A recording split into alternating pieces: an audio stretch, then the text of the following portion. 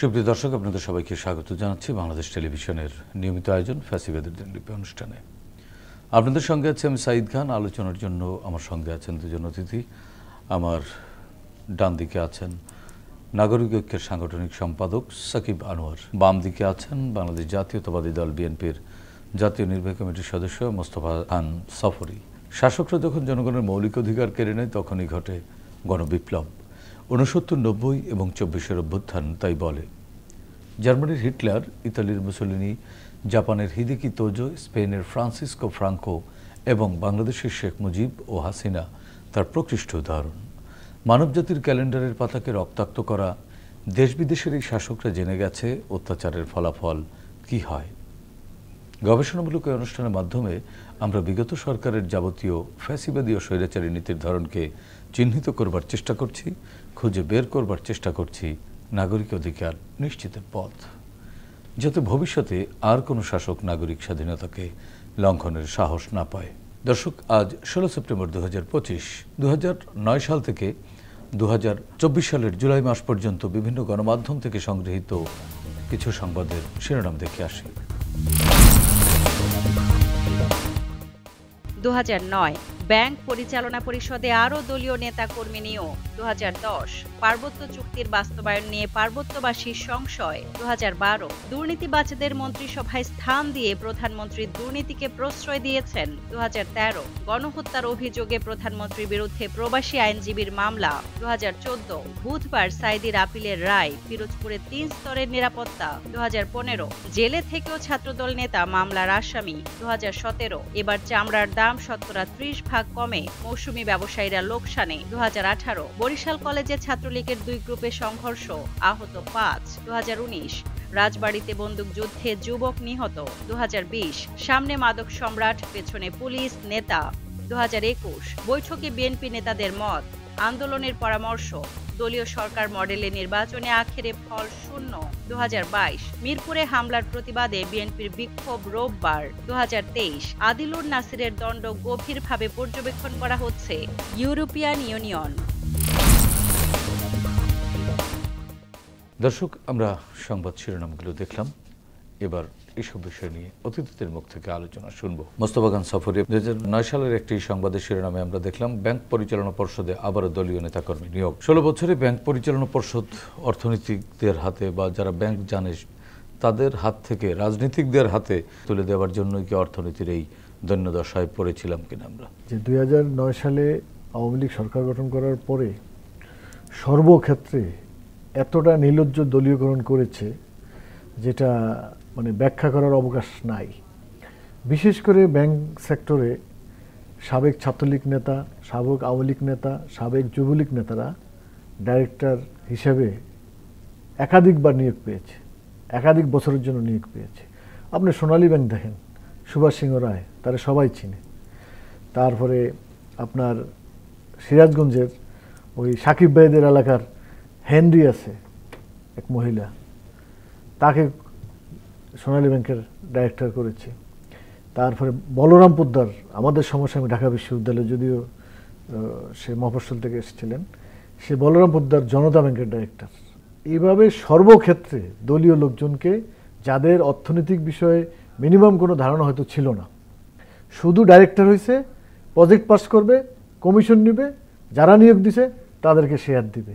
আপনি প্রত্যেকটা ব্যাংক আপনি দেখেন, সোনালী ব্যাংক, জনতা ব্যাংক, সরকারি রাষ্ট্রায়ত্ত সব ব্যাংক কিন্তু দেউলিয়া হয়ে গেছে শুধুমাত্র এই দলীয় লোকজন নিয়োগ দেওয়ার কারণে। একটা ব্যাংক তো একটা ফরম্যাটে পরিচালিত হয়, সেখানে এক্সপার্টরা থাকে, কিন্তু মানে সব হইলো জয় বাংলা স্লোগান দিছে, এটাই তার যোগ্যতা।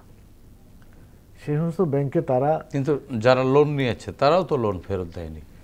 দিবে না তো, কারণ আপনি তো যে যথাযথ প্রক্রিয়ার মধ্যে দিয়ে আপনি লোন বরাদ্দ হওয়ার কথা, আপনি একটা লোন নিলে সেখানে যদি আপনি 50% লোন নেন, 75% মর্গেজ রাখে সাধারণত।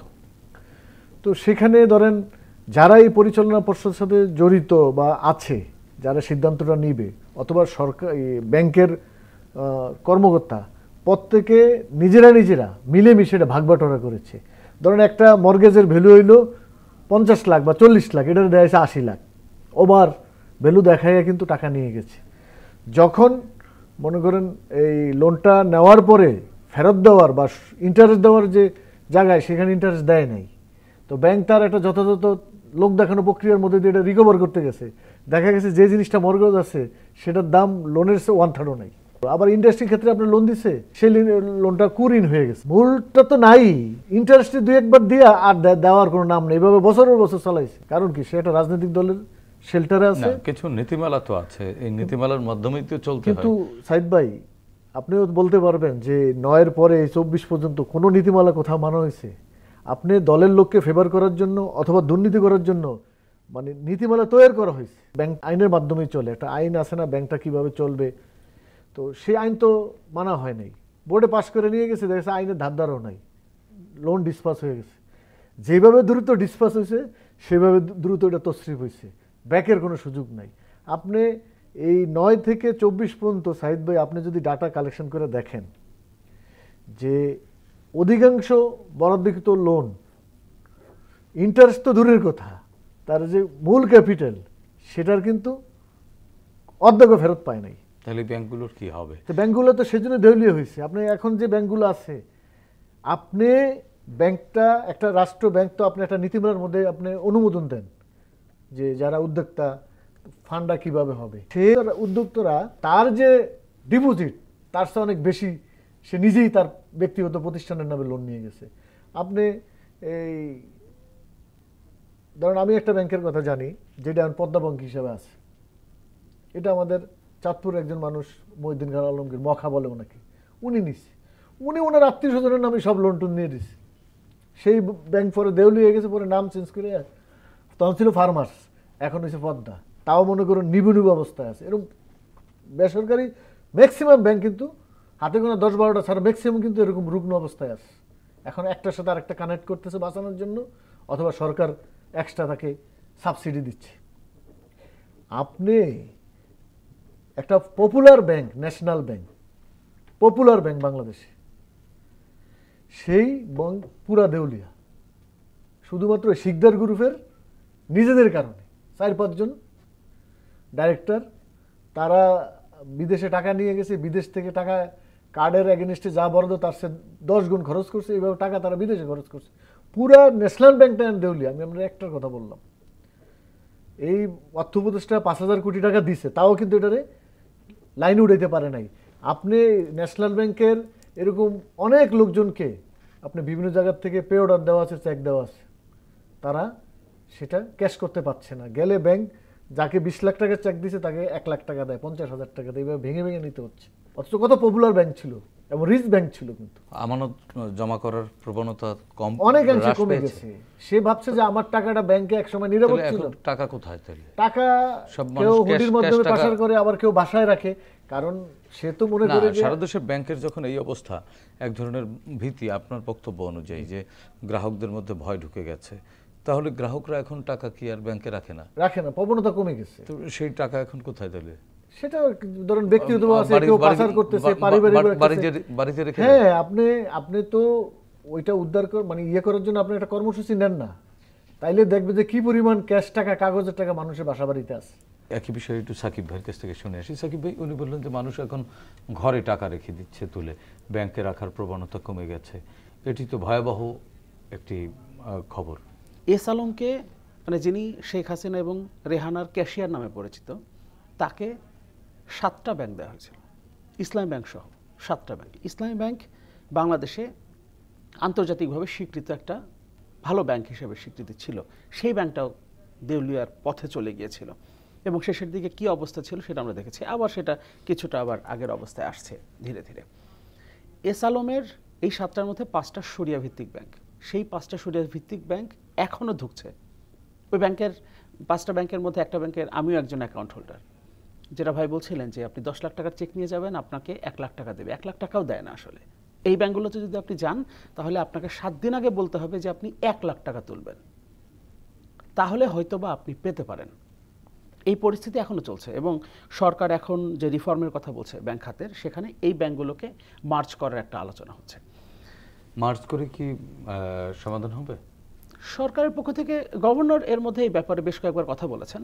এখন যিনি গভর্নর দায়িত্ব পালন করছেন তিনি বলেছেন যে মার্চ করার মধ্য দিয়ে গ্রাহকদের টাকা নিয়ে কোনো সমস্যা হবে না, আমরা ধীরে ধীরে হয়তোবা একটা জায়গায় আসতে পারবো, কিন্তু রাতারাতি যে আসলে এই সমাধান হয়ে যাবে ব্যাপারটা সেরকম না। বাংলাদেশে অনেক তো পট পরিবর্তন হয়েছে, রাষ্ট্র ক্ষমতার পরিবর্তন হয়েছে, রাষ্ট্র ক্ষমতার টাইপের পরিবর্তন হয়েছে। রাষ্ট্রপতি শাসিত, তারপর সেখান থেকে কখনো সেনা শাসিত, এরপর আবার স্বৈরাচার দেখেছি আমরা, তারপর আবার গণতান্ত্রিক উত্তরণ দেখেছি, সেখানে পরিবর্তন হয়েছে, কিন্তু কখনো কোনো গভর্নরকে পালিয়ে যেতে হয়নি। এবারই প্রথম যে দেশের রাষ্ট্র ক্ষমতার পরিবর্তনের সাথে সাথে বাংলাদেশ ব্যাংকের গভর্নরকে পালিয়ে যেতে হয়েছে। তাহলে নিয়ন্ত্রক সংস্থার গভর্নরকে যদি পালিয়ে যেতে হয় তাহলে তিনি কি নিয়ন্ত্রণ করেছেন? পুরো বাংলাদেশের নিয়ন্ত্রণ একজনের হাতে ছিল।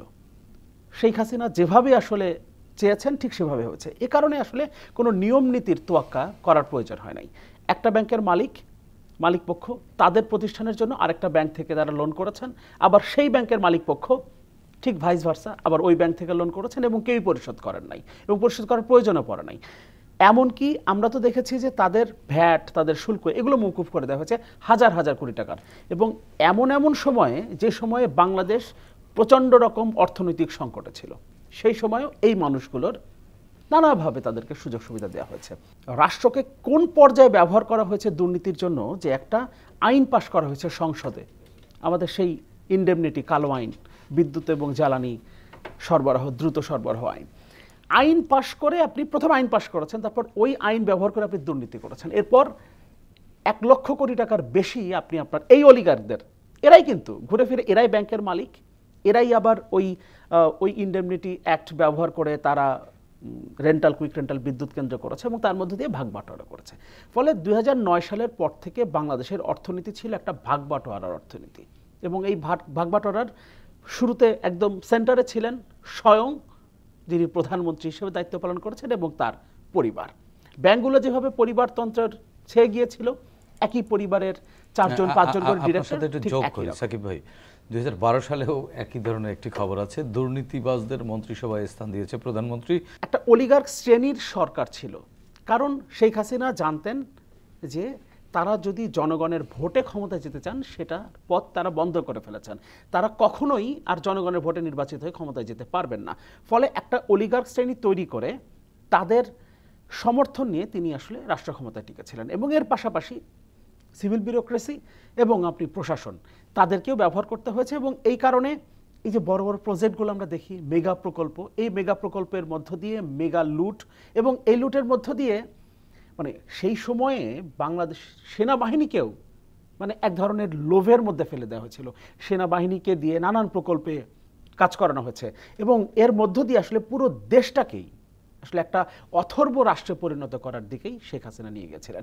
ফলে দুর্নীতিকে প্রশ্রয় দেওয়া হচ্ছে যে আমি কিছু কিছু ক্ষেত্রে হয়তো সুযোগ দিচ্ছি, আসলে প্রশ্রয় না, এটা দুর্নীতিরই সরকার ছিল। দুর্নীতিবাজদের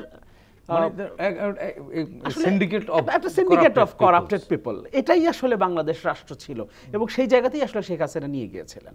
সাফরি ভাই, একই বিষয়, syndicate of some corrupted peoples, Sakib ভাই এই বক্তব্যটা আপনি কিভাবে করেন? আসলে কি সঠিক?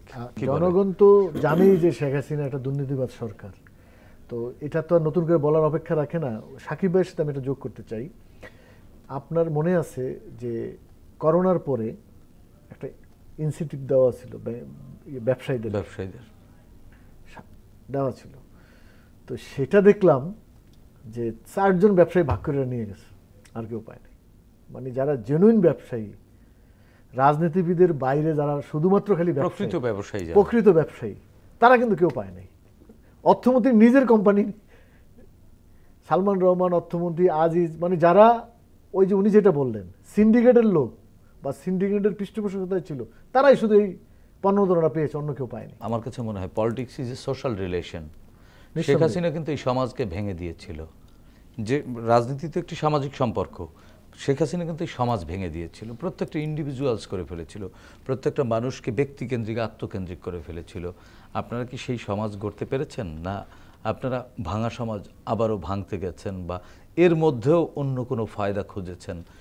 যদিও গণমাধ্যমে কিন্তু এসব তথ্য, ভয়াবহ তথ্য উঠে এসেছে। আপনি যদি শিখেন তাহলে আপনাকে কিন্তু পরিণতির আরো অনেক বেশি সুদে আসলে ভোগ করতে হবে, কারণ আপনাকে সুযোগ দিয়েছে। একটা ঘটনা ঘটছে, একটা পক্ষ এই কাজগুলো, খারাপ কাজগুলো করেছে, আমি ভালো করব আমার উপর আস্থা থেকে আমাকে কিন্তু সুযোগ দিয়েছে। আমি যদি এই সুযোগের অসৎ ব্যবহার করি, আমার পরিণতি কিন্তু আমার পূর্বে যে গেছে তার চেয়ে খারাপ হবে। এই কথাই বলছিলাম আমি, যে আপনি 24-এর এই যে রক্তাক্ত পরিণতির পরে আমাদের সামনে অনেক কিছু কিন্তু চলে আসছে। এখান থেকে যদি যারা রাষ্ট্র পরিচালনা করবে বা সরকার চালাবে, তারা যদি সেখান থেকে শিক্ষা গ্রহণ করে সঠিক পথে না দেয়, জেনারেশন কিন্তু ক্ষমা করবে না। আপনি এই যারাই 24-এর নেতৃত্ব দিচ্ছে, আমরা হয়তো রাজনৈতিক দলের কর্মী ছিলাম, আমাদের পিছনে আমাদের ছাত্র সংগঠন, আদর্শিক ছাত্র সংগঠন ছিল, তারা যতটুকু করেছে অনেকেই, কিন্তু নেতৃত্ব কারা দিচ্ছে? অরাজনৈতিক জেনারেশন দিচ্ছে, তারা কোনো দলের ছিল না। নেতৃত্ব দিয়েছে কিন্তু মহল্লার মায়েরা। সেটাই বলছি, মায়েরা, শিশুরা, হ্যাঁ, যারা রাজনীতি বুঝেও না, যাদেরকে রাজনীতির মধ্যে নেয়া কিন্তু দণ্ডনীয় অপরাধ। হ্যাঁ, তো সেই শিশুরা, আপনি অধিকাংশ শিশু আপনি দেখছেন, অনেকে বলছে যে তুমি কেন মিছিলে আসছো, সে বলছে আমাদের ভাইদেরকে মেরে ফেলছে। মানে তাদের কিন্তু বিবেকের বোতাম খুলে গিয়েছে। হ্যাঁ, আর ভাইরা কেন লড়াই করতেছে? আমাদের অধিকার নিয়ে। কি অধিকার? যে আমি মেধার ভিত্তিতে একটা চাকরি পাবো, একটা কাজ, মেধার মূল্যায়ন। সেই কারণে আমাদের ভাইরা মিছিল করতে গেছে, গুলি করে মেরে ফেলছে। সেন্টিমেন্ট কিন্তু ছোট, কিন্তু এর ব্যাপ্তি কিন্তু অনেক, এর সাথে রাষ্ট্র জড়িত। তো আপনি সেই জায়গায় যদি আপনি ব্যাকে যান, আপনি কি পরিণতি হয়েছে 24-এ, তার চেয়ে ভয়াবহ পরিণতি অপেক্ষা করতেছে। জি, সফরি ভাই, আপনার কাছ থেকে শুনবো। সাকিব ভাই, একই জায়গায় ভেঙে যাওয়া সমাজ থেকে অনেক রাজনীতিকরা ফায়দা লুটেছেন, এরকম আমরা দেখেছি সংবাদপত্রে, গণমাধ্যমে। রাজনীতি তো সামাজিক সম্পর্ক, রাজনীতি তো আর কিছু না, যদি মোটা দাগে ব্যাখ্যা করা হয়।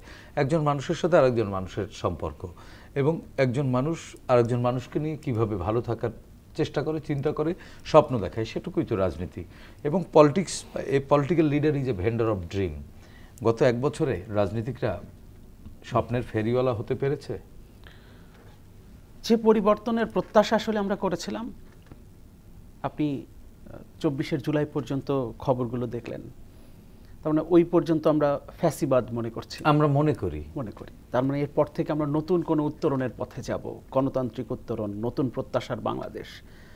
কিন্তু যে প্রত্যাশাটা ছিল, সেই প্রত্যাশা আসলে সত্যিকার অর্থে পূরণ হয়নি। মানে কারা পারেনি পূরণ করতে? আমরা ব্যর্থ হয়েছি, এবং ব্যর্থতার কারণ আমরা যারা রাজনৈতিক কর্মী, আমরাই আসলে আমাদেরকে ব্যর্থতা। আপনারা নিজেরাও স্বপ্ন দেখেননি, মানুষকেও স্বপ্ন দেখাতে পারেননি। স্বপ্ন হয়তো আমরা দেখেছিলাম, বা স্বপ্ন আমরা এখনো দেখি, কিন্তু ওই স্বপ্নটা পূরণ করবার জন্য আমাদের আসলে যে কাজগুলো করবার দরকার, যে অঙ্গীকার আমি করছি জনগণের সামনে প্রকাশ্যে, সেই অঙ্গীকারটা আমি কতটুকু বিশ্বাস করছি, এটা খুব জরুরি। ওই অঙ্গীকারটা আসলে আমি জনগণের সামনে করেও হয়তো সত্যিকার অর্থে ভেতরে বিশ্বাস করতে পারেনি, এই কারণে প্রতিফলন ঘটেনি।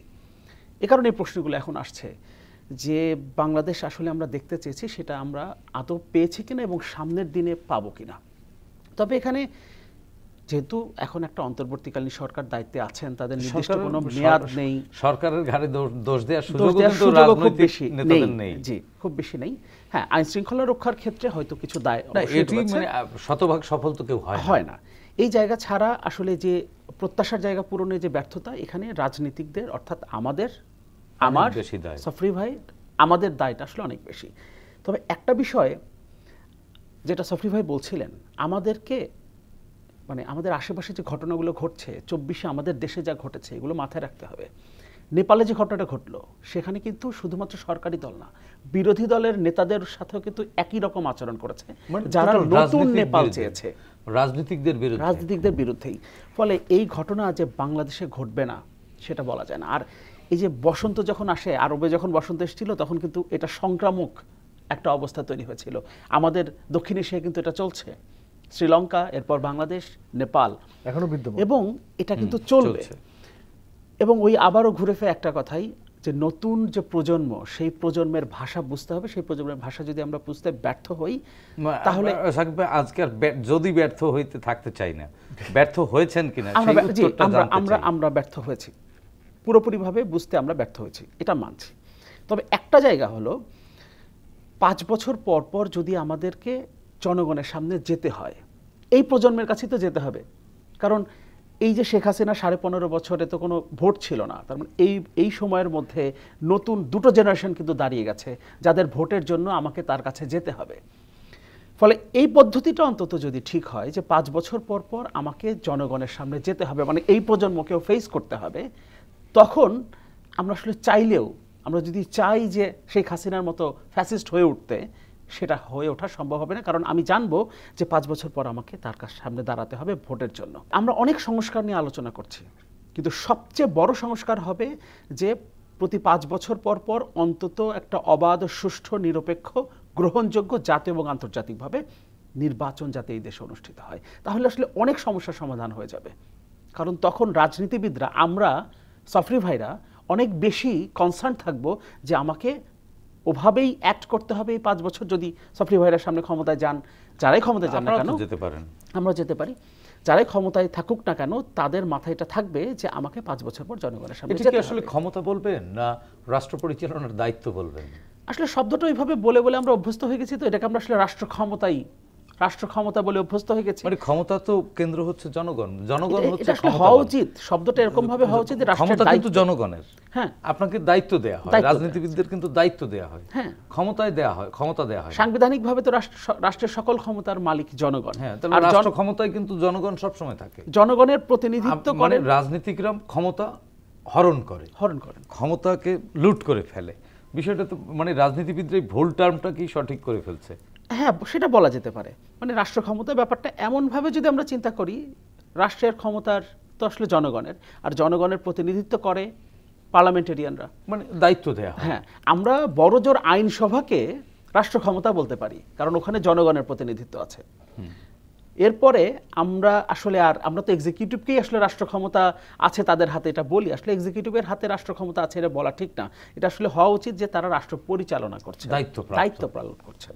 আমরা গত 1 বছরে যেটা অর্জন করতে পারিনি, সামনে আমাদেরকে সেটা অর্জন করতে হবে, যেটা সফরি ভাই বলছিলেন। এটা শুধুমাত্র রাষ্ট্রের জন্য, রাজনীতিকদের মুখ থেকে সবকিছু শুনি হবে উচিত, হ্যাঁ, আমরা করব, মানে এটা উচিত হবে, হওয়া উচিত, করা উচিত।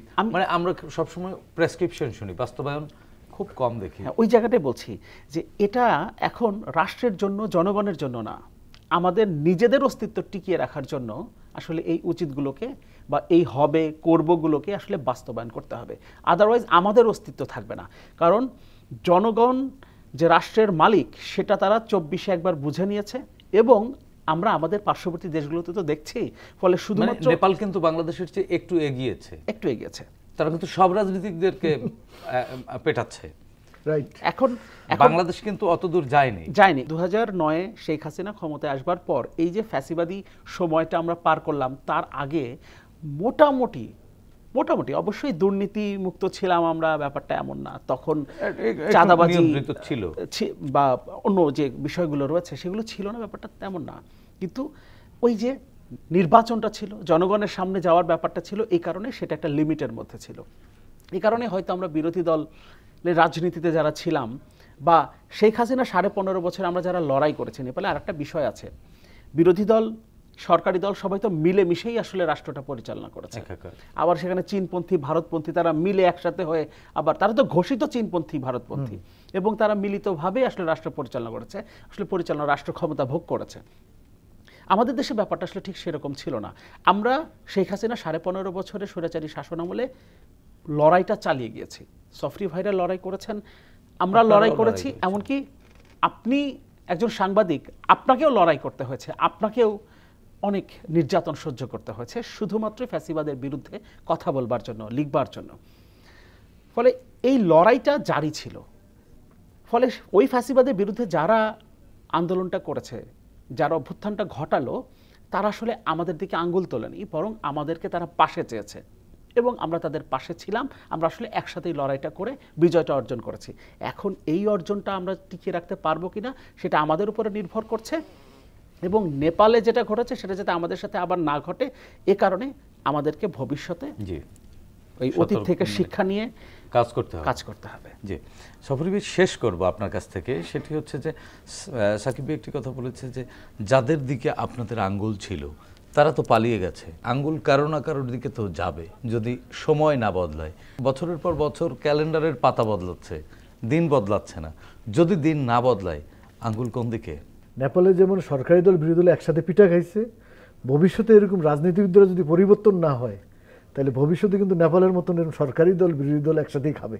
এটা কিন্তু আপনি বলেছেন এবং এটা আমিও নিজে আশঙ্কা করি, কারণ মানুষ বারবার আপনাকে সুযোগ দিবে না, বারবার ভুল করবে না, সুযোগ দিবে না। শ্রীলঙ্কায় যখন ঘটনাটা ঘটছে তখন আমাদের দেশে কিন্তু ঘটে নাই। ভালো মানুষরা বলছে যে শ্রীলঙ্কা থেকে শিক্ষা নেন, শিক্ষা নেন। তখন সরকারের অনেক গুরুত্বপূর্ণ লোক, প্রধানমন্ত্রী থেকে শুরু করে সবাই জোর করে 24-এর নির্বাচন করে নিল এবং বলছে শ্রীলঙ্কা বাংলাদেশ, শ্রীলঙ্কা না, এটা বাংলাদেশ। দমভুক্তি করেছে, দমভুক্তি হয়েছে।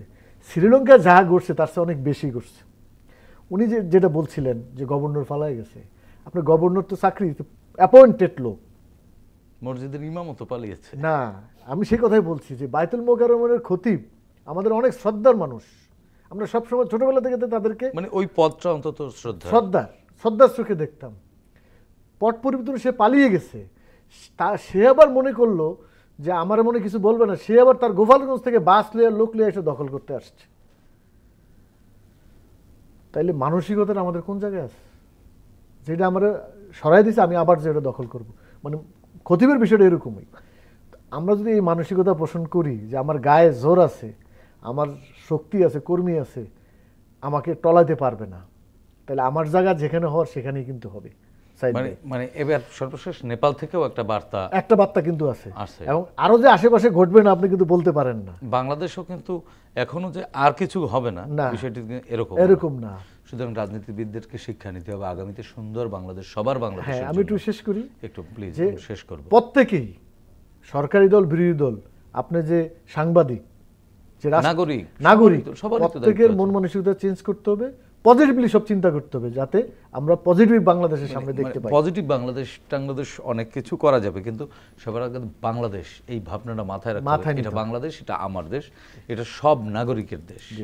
জি, ধন্যবাদ সফরি ভাই, ধন্যবাদ সাকিব ভাই, আপনাদের দুজনকেই। প্রিয় দর্শক, 24-এর ছাত্র জনতার গণ অভ্যুত্থান পৃথিবীর ইতিহাসে নতুন পরিচিত করেছে বাংলাদেশকে। জনগণ শাসকের শোষণ নয়, চায় স্বচ্ছতা ও জবাবদিহিতামূলক রাষ্ট্র ব্যবস্থা, যার মাধ্যমে তাদের রাষ্ট্রের অধিকার নিশ্চিত হয়, প্রজা থেকে হয়ে উঠবেন নাগরিক। আসুন নতুন এই বাংলাদেশকে আমরা নাগরিক বান্ধব হিসেবে গড়ে তুলি, সাধ্যমতো ভূমিকা রাখি দেশ ও জাতি গঠনে। প্রিয় দর্শক, দেখা হবে আগামী পর্বে নতুন অতিথির সঙ্গে। ততক্ষণ পর্যন্ত ভালো থাকুন, সুস্থ থাকুন, বাংলাদেশ টেলিভিশনের সঙ্গেই থাকুন। খোদা হাফেজ।